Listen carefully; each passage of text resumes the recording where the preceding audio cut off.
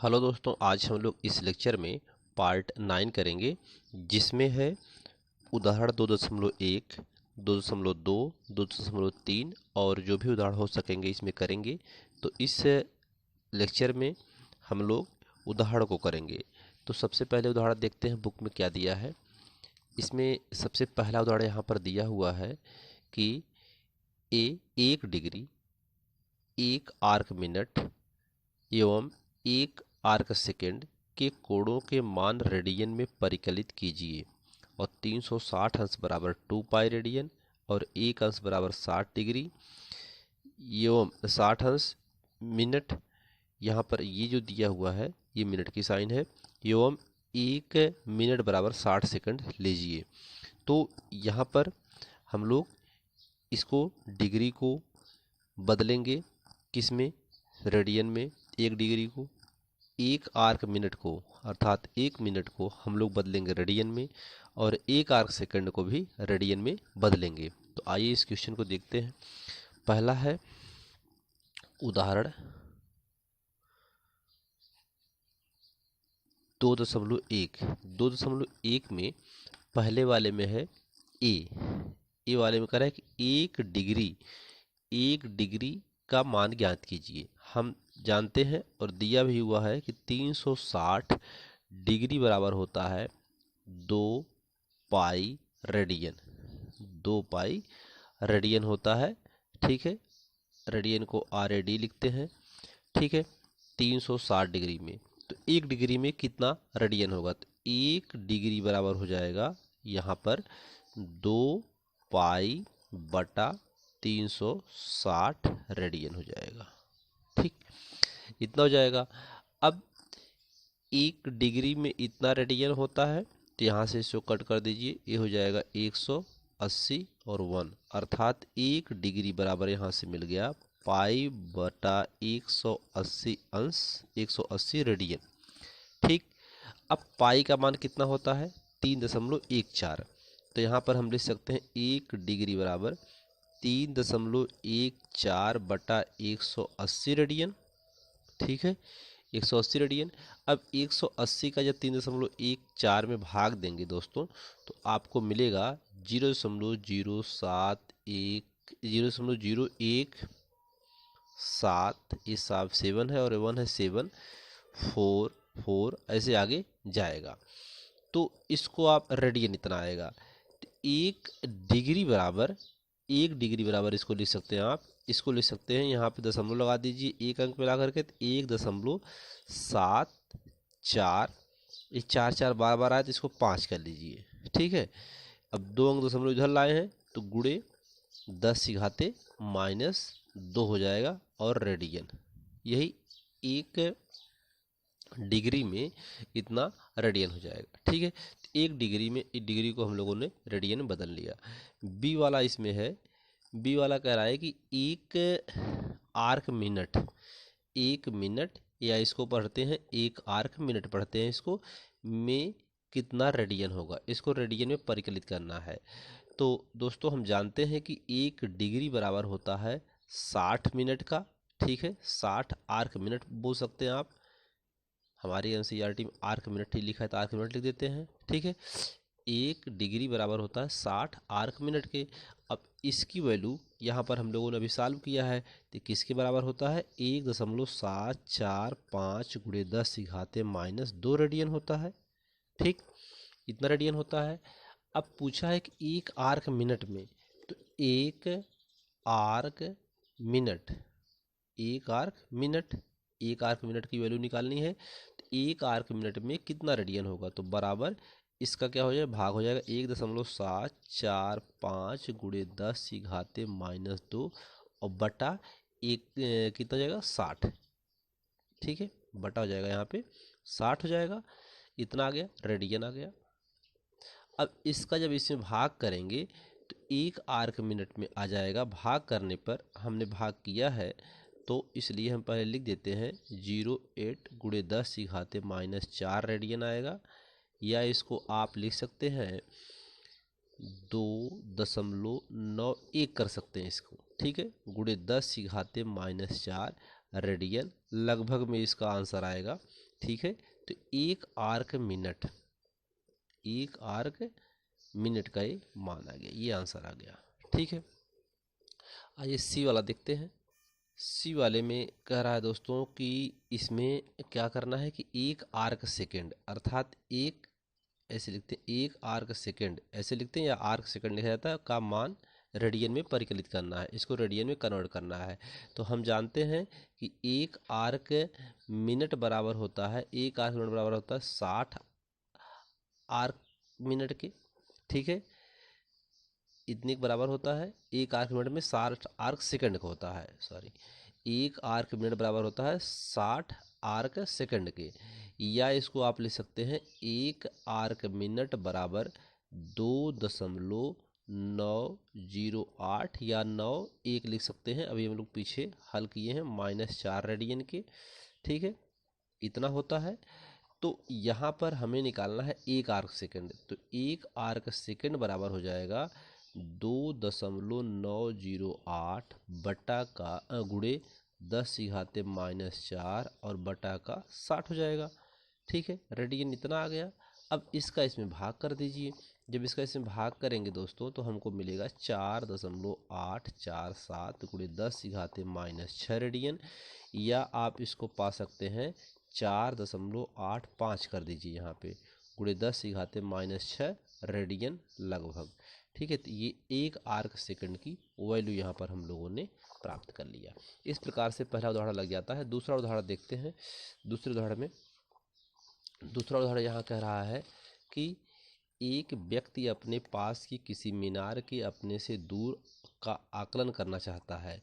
वह मीनार सी के सामने किसी बिंदु ए पर खड़ा होता है और ए सी की सीध में बहुत दूर स्थित किसी बिंदु ओ को देखता है। फिर वह ए सी के लंबन 100 मीटर दूर स्थित बिंदु बी तक चलता है और वहाँ से ओ एवं सी को देखता है, फिर देखता है क्योंकि वह ओ बहुत अधिक दूर पर है। बी ओ एवं ए ओ की दिशाएं व्यवहारिक रूप से एक ही हैं, लेकिन वह पाता है कि सी की दृष्टि रेखा मूल दृष्टि रेखा के सापेक्ष 40 अंश पर घूम गई है। थीटा को लंबन कहा जाता है।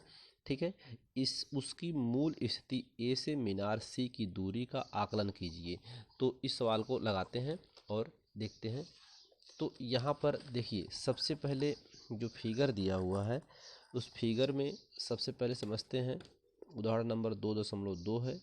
ठीक है, उदाहरण नंबर 2.2 में ये कह रहा है फिगर में कि ये एक ऐसे, यहाँ से ए और बी है, ए है और ए बी है। ये 100 मीटर की दूरी पर है, यहाँ से यहाँ तक की जो दूरी है वो 100 मीटर है।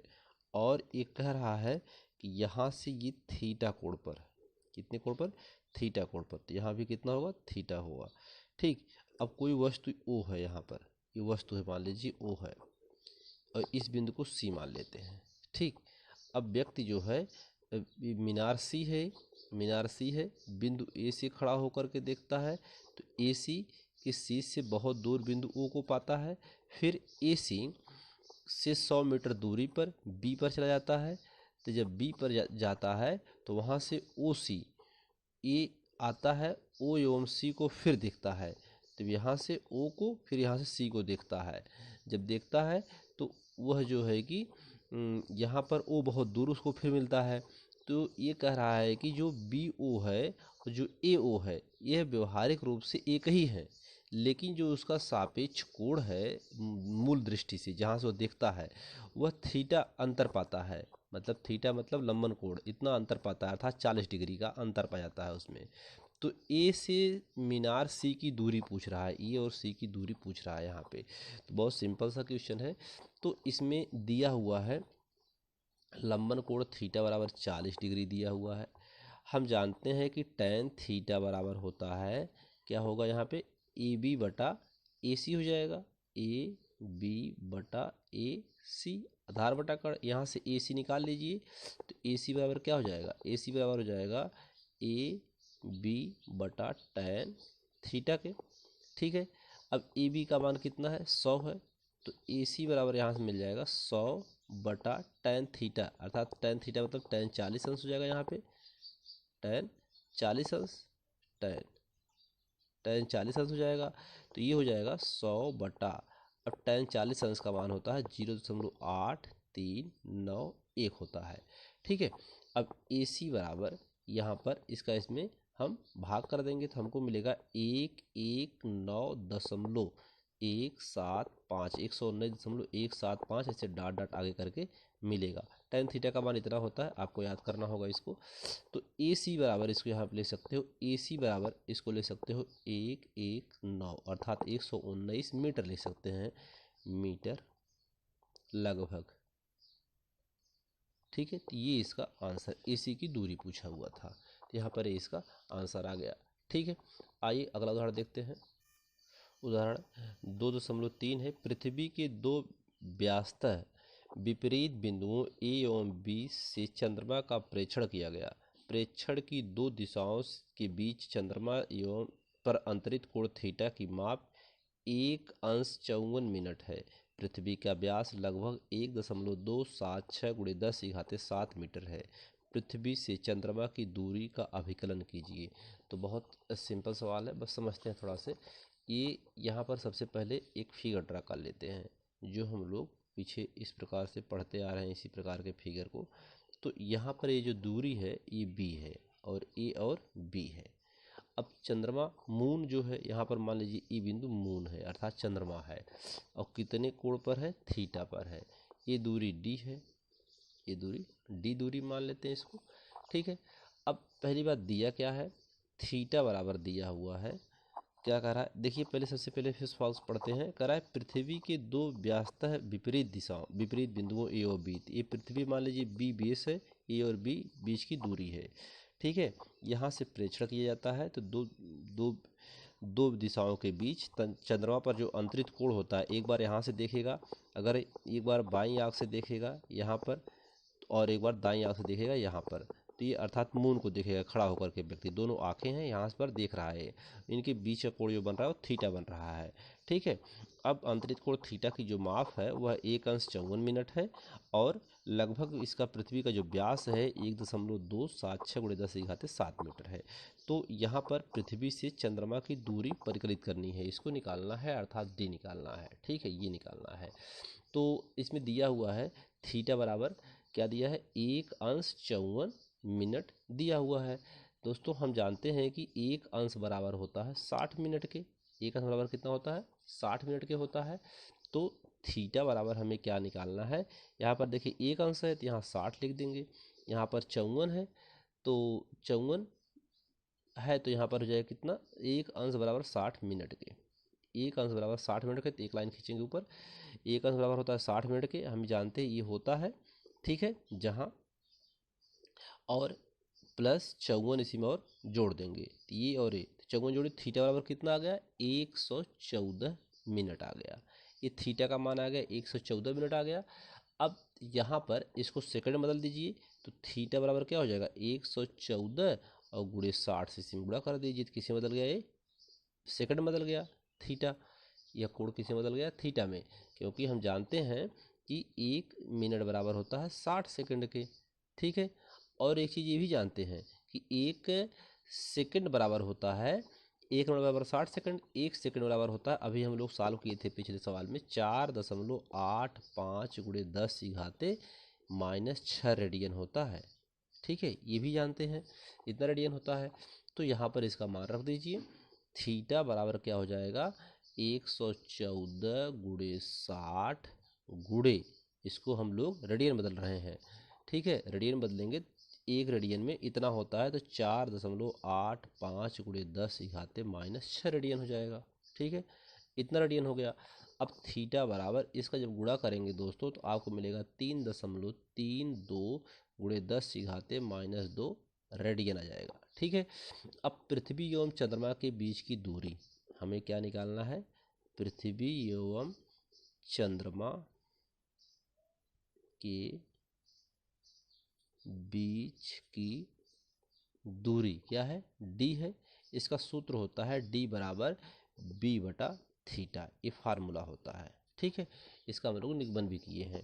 तो डी बराबर क्या हो जाएगा, इसका मान कितना आया है 1.276 गुणे 10 माइनस +7, ये दिया हुआ है इसकी दूरी बीच की, बी का मान दिया हुआ है क्वेश्चन में, आप देख सकते हो वहाँ पे। इसके बाद थीटा का मान अभी हम लोग निकाल रहे हैं, 3.32 गुणे 10 - 2। अब यहाँ पर ये चीज़ तो दिया हुआ है बी का मान, और थीटा का मान अभी निकालने हैं, डी की दूरी आ जाएगी। जब इसका इसमें भाग देंगे दोस्तों तो आपको मिलेगा डी बराबर 3.84 गुणे 10 - 8 मीटर, ये इसका आंसर आ गया। ठीक है, आइए अगला उदाहरण देखते हैं। उदाहरण 2.4 है, सूर्य के कोणीय व्यास की माप 1920 सेकेंड है, पृथ्वी से सूर्य की दूरी डी 1.496 गुणे 10 - 11 मीटर है, सूर्य का व्यास परिकलित कीजिए।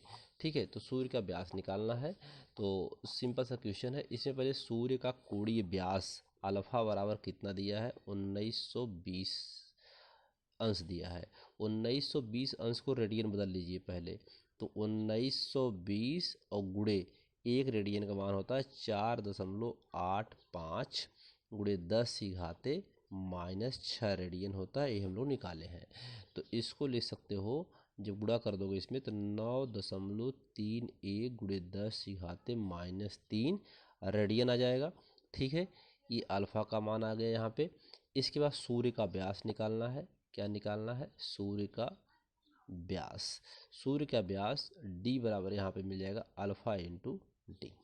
ठीक है, अब इस अल्फा का मान 9.31 गुणे 10 - 3 और डी का मान कितना, अभी डी का मान दिया हुआ है 1.496 गुणे 10 - 11 मीटर दिया हुआ है डी का मान, और अल्फा का मान अल्फा का मान इतना हम लोग निकाल लिए अभी, और डी का मान दिया हुआ है दूरी। तो जब इसका इसमें गुणा कर देंगे तो डी का मान कितना आ जाएगा, 1.39 गुणे 10 - 9 मीटर, ये आंसर आ जाएगा, यही निकालना था। ठीक है, अगला क्वेश्चन देखते हैं। उदाहरण 2.5 है, यदि किसी नाभिक का आमाप जो वास्तव में 10 - 15 से 10 - 14 मीटर के परिसर में है, बढ़ाकर एक तीक्ष्ण पिन की नोक 10 - 5 से 10 - 4 के परिसर में के बराबर कर दिया जाए तो परमाणु का लगभग आमाप क्या होगा। ठीक है, तो इसमें तो लिखा हुआ है, तो वही चीज़ इसमें भी हमें लिख करके समझ लेना है। तो यहाँ पर उदाहरण नंबर क्या है, 2.5, उदाहरण नंबर 2.5 है। इसमें दिया क्या है, दिया है नाभिक का आमाप, नाभिक का आमाप बराबर दिया है 10 - 15 मीटर से 10 - 14 मीटर तक। ठीक है, इतना दिया हुआ है। इसके बाद तीक्ष्ण पिन की नोक का माप, तीक्ष्ण पिन की नोक का आमाप 10 - 5 मीटर से 10 - 4 मीटर तक, ये दिया हुआ है। नाभिक का आमाप कितना गुना बढ़ा दिया गया है, नाभिक का आमाप जो है, नाभिक का आमाप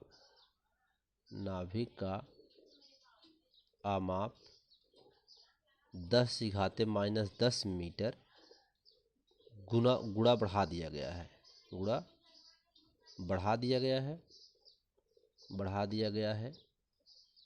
फिर इसके बाद कह रहा है परमाणु का सामान्य आकार, परमाणु का सामान्य आकार, परमाणु का सामान्य आकार, परमाणु का सामान्य आकार 10 - 10 मीटर की कोटि का होता है, की कोटि का होता है। ठीक, इतना ये कह रहा है। इसके बाद फिर आगे कह रहा है कि 10 जो -10 की कोटि के अनुपात में बढ़ाने पर आमाप 1 मीटर हो जाता है। कह रहा है कि 10 - 10 मीटर की कोटि के अनुपात में बढ़ाने पर आमाप बढ़ाने पर आमाप 1 मीटर हो जाता है। कितना जाता है? 1 मीटर हो जाती है। ठीक, इसके बाद आता है, इसके उत्तर हम ले सकते हैं। आता है किसी परमाणु के नाभिक में, आता है किसी परमाणु के नाभिक में आमाप, नाभिक आमाप में उतना ही छोटा है, उतना ही छोटा है जितनी उसकी, जितनी छोटी उतना आमाप में उतना ही छोटा है, और उतना ही छोटा है जितनी छोटी लगभग 1 मीटर, 1 मीटर व्यास के गोले के केंद्र पर रखे गए तीक्ष्ण पिन की नोक होती है।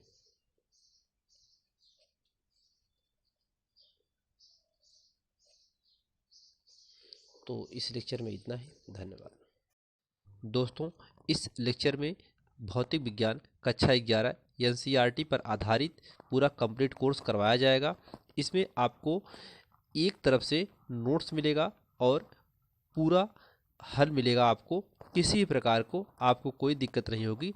अगर आपको वीडियो अच्छा लगेगा तो प्लीज़ आप इसे लाइक करें, सब्सक्राइब करें, शेयर करेंगे। धन्यवाद।